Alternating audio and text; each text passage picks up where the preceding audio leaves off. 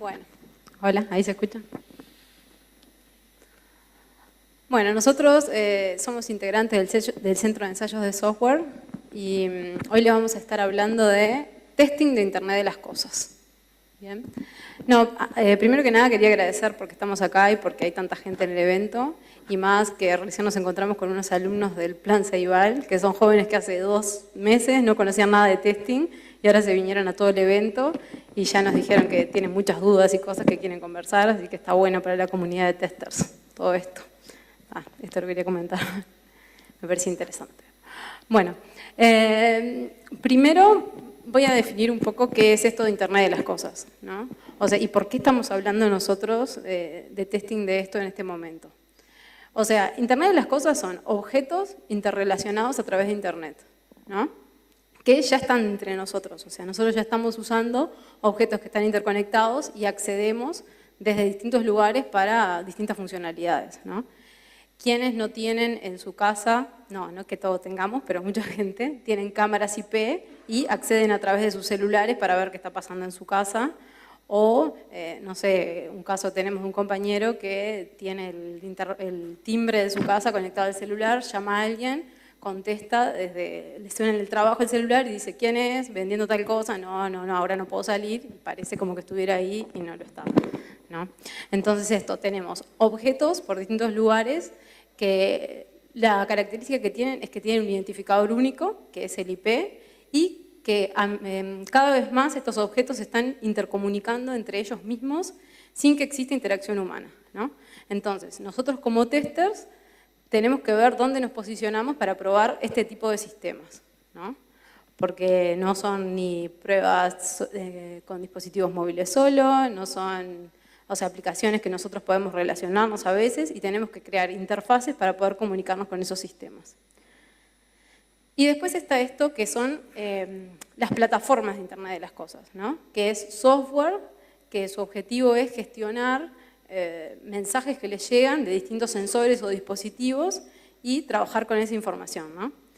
Primero, les vamos a hablar de esto porque tenemos una experiencia de pruebas sobre esto, que Rodrigo participó de esas pruebas, entonces, bueno, queríamos introducir el tema y lo interesante que es. Cuando hablamos de estos sensores, tenemos sensores por distintos lugares que pueden ser mismos las cámaras o sensores que están midiendo la temperatura y, por ejemplo, el ambiente, y existen reglas en estas plataformas donde dicen, por ejemplo, que si la temperatura es más de tantos grados o menos, se prenda la calefacción o no, se sube una cortina o no, o sucedan cosas de esos en el hogar, por ejemplo, ¿no? Pero también pueden ser para, bueno, esos son casas inteligentes, pero también pueden ser ciudades inteligentes o también para decisiones más sobre el sistema, el calentamiento global o medidas de ese tipo, que tenemos sensores por el mundo que están midiendo cosas para tomar información, para sacar información y hacer algo con ellas, ¿no? Después, tenemos esta encuesta, estadística, que nos pareció interesante, que dice que en el 2020 van a haber 25.000 millones de objetos interconectados, ¿tá? Hablando entre sí o nosotros pudiendo comunicarnos con ellos. ¿Tá? Todo esto va a ser posible gracias a que está la red IPv6 para que cada objeto pueda tener un identificador único, ¿no? Bueno, ahora vamos a empezar un poco la parte de testing, ¿no? O sea, esta frase nosotros la usamos mucho cuando hablamos en nuestros cursos o mismo cuando estamos probando, ¿no? Que la diferencia entre la mediocridad y la excelencia está en la forma de pensar. Bien. Y en testing se da más. Ayer no sé si algunos fueron o escucharon lo que se estuvo hablando con Michael Bolton, donde hablaba del pensamiento crítico de los testers, las ideas, la creatividad, todo lo que tienen que hacer, el pensamiento cognitivo, ¿no? Entonces, acá lo que nosotros, cuando vamos a probar, una estrategia que utilizamos, o una heurística, podría decirse que es la conjetura de errores, ¿no? Nosotros pensamos que cosas malas pueden pasar, malas errores, ¿no? Y en base a eso pensamos pruebas para ver cómo se comporta el sistema ante esas situaciones, ¿no? Entonces, nosotros vamos a recrear los escenarios para poder ver cómo se comporta nuestro sistema, si actúa de una forma robusta o si se cae todo, si no podemos seguir trabajando. Bien, entonces, ¿cómo hacemos para desarrollar nosotros las heurísticas? ¿tá? O hablar de conjetura de errores. Usualmente con la experiencia, ¿no? O sea, estás probando un sistema financiero, ya sabes los errores que pueden haber ahí, o muchos de los errores que han habido. Entonces, si bien vas a generar un conjunto de casos de prueba para probar ciertas funcionalidades, también vas a probar en base a los errores que ya sabes que pasaron y que no deberían volver a pasar. Vas a generar esos escenarios y ver qué pasa, ¿no? Pero con esto de Internet de las cosas, ¿cómo les parece que se pueden generar heurísticas en realidad? O sea, ¿cómo les parece de dónde podemos sacar la información? Bueno, una que nosotros usamos es alimentar nuestras heurísticas, nuestras ideas de noticias en el mundo que pasan, de errores que pasan. Y mucho más con esto de Internet de las cosas, que en realidad aparecen objetos tontos, cámaras por ahí, pero, o sea, si existiera alguien que pudiera acceder, podría modificar el comportamiento de cómo se están, podrían modificar su comportamiento y hacer algo que no esperamos, ¿no? Entonces, por ejemplo, estas son, no sé, ¿se ve la fecha? ¿Sí? Bueno, estas noticias son 4 o 5 noticias de estos últimos 5 meses de cosas que pasaron, ¿tá? Un ataque de negación de servicio a un sistema de DNS, DIN, bien, donde se basó en acceder a distintas cámaras IP que tenían configurado, o sea, configurado usuario y password admin, ¿no? Entonces se accedió y por un software se creó, se tiró el servidor SDNS, que es el que tiene todos los servicios de Twitter, Amazon, Spotify y otros. O sea, todo el mundo se enteró de eso que pasó, ¿no? Eso es para mostrar la vulnerabilidad que tenemos. Y esos objetos que tienen un IP, un identificador por ahí, nosotros lo tiramos ahí, la primera vez le cambiamos el password si nos los pide, y si no, nunca más los tocamos. ¿Quién le cambió por última vez el password al router? Nadie. Tipo, lo haces la primera vez y te obliga a hacerlo y después ya está. Es un objeto que está ahí. Otra noticia que hay, por ejemplo, es sobre las autoridades alemanas piden a los padres que destruyan una muñeca, ¿tá? Ser la muñeca espía, ¿tá? La muñeca es un objeto, ¿tá? Que puede, o sea, interactúa con los niños a través de una aplicación de comprensión de voz, de interpretación, se envía lo que habla el niño con la muñeca a un servidor, se procesa información y puede interactuar la muñeca con el niño, ¿tá?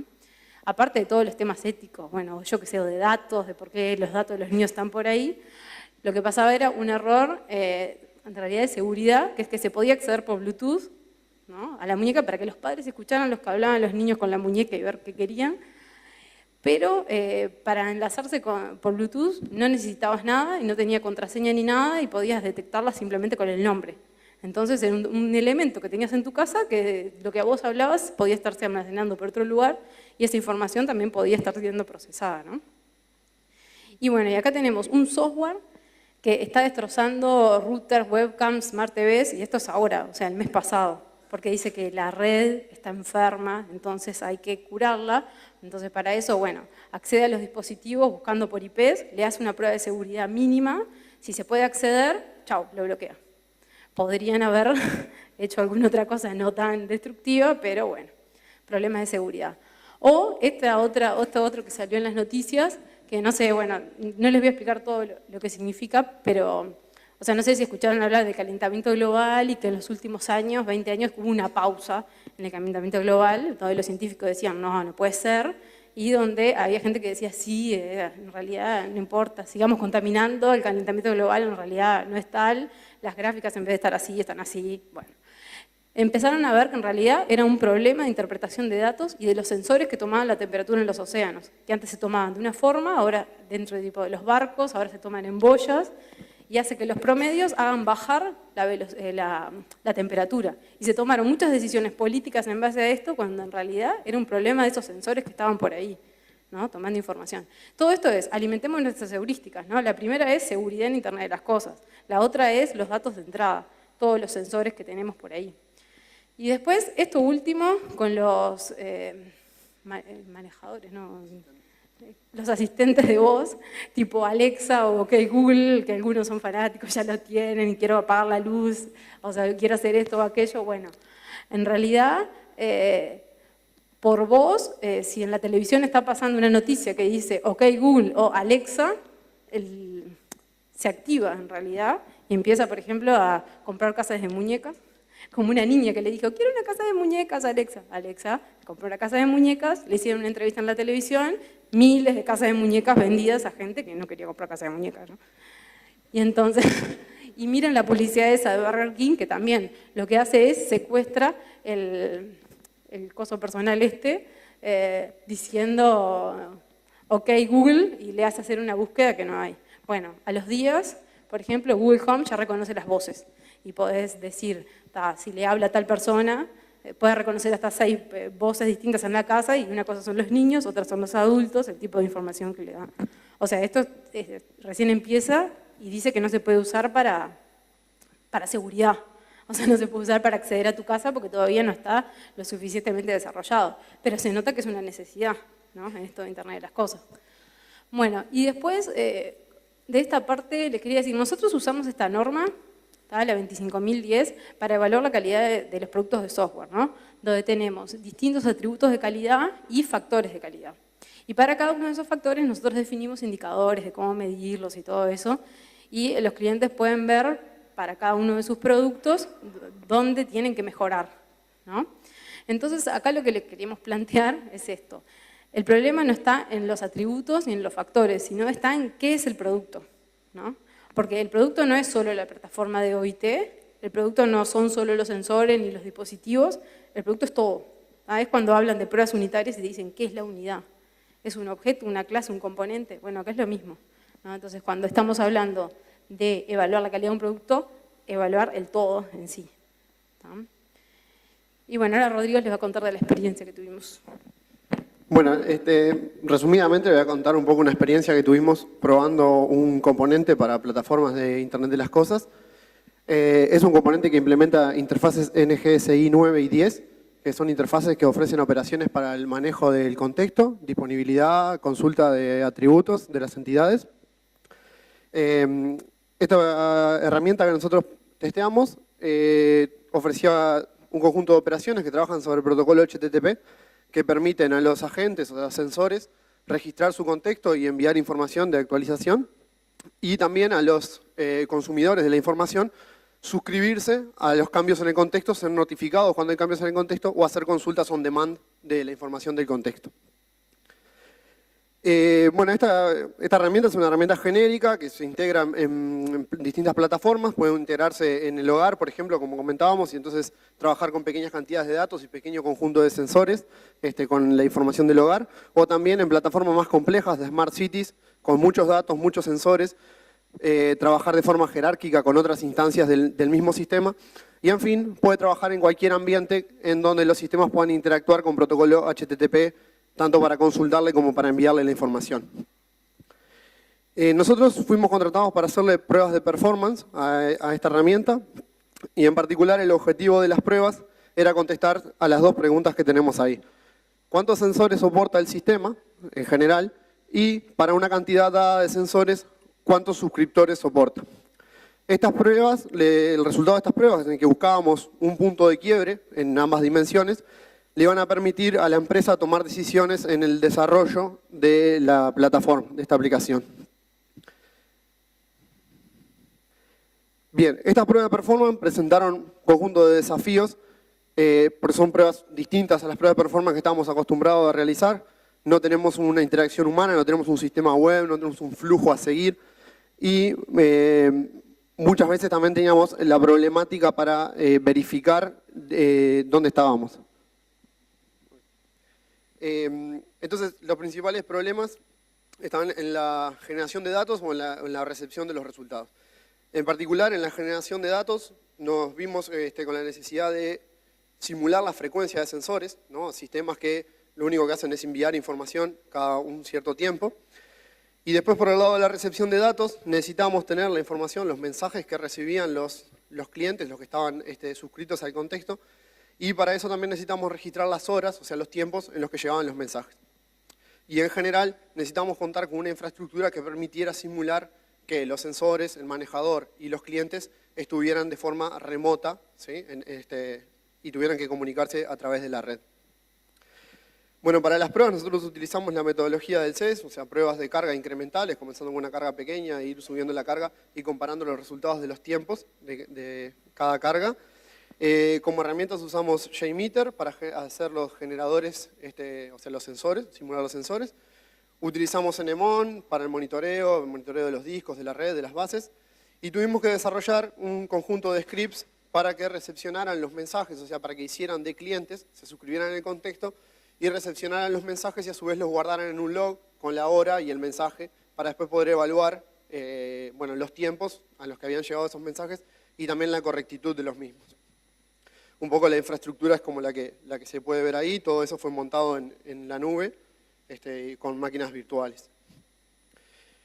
Bueno, las preguntas que teníamos después era cómo verificar ciertos puntos. Entonces, bueno, el primero era verificar si se generó la concurrencia, ¿no? Que es algo bastante complejo, tratar de simular la concurrencia que nosotros queríamos, o por lo menos aproximarla.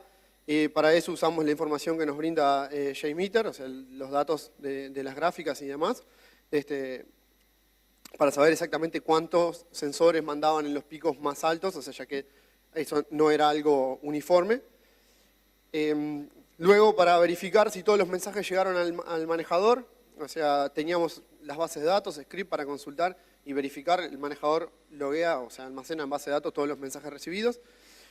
Verificar si el manejador le responde a los sensores, también utilizamos JMeter, o sea, era algo que tampoco era muy interesante porque a veces simplemente los sensores mandan la información y no esperan una respuesta, pero nosotros también lo usamos como para tener idea de qué mensajes se podían perder y cuáles no.